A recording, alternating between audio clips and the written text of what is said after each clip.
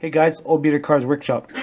Well, I'm going to be showing you guys a bit of the car I've been working on here, and we're going to do a little story with the video here, and here we go.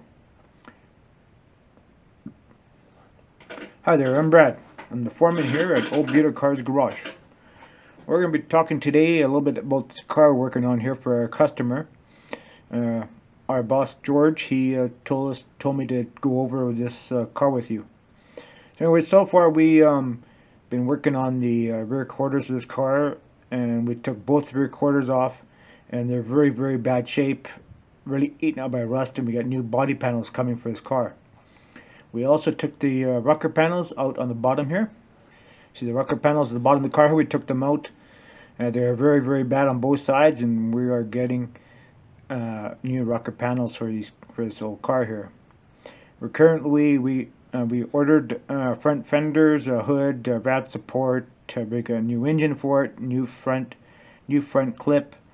Uh, all the suspension parts are going to be all new in the car, and hopefully we can get the project done within the next next few days, and we're going to put the car in primer. Probably black primer is what we like to use, and such. So anyways, I'll let you talk back to our owner George, and he'll explain to you what we've done, what the next steps are. All right, take it over, George. Hey guys, well, here's the car I've been working on. Made a little rotisserie for it, and kind of looks the part. So probably not the most professional looking, but it is what it is. So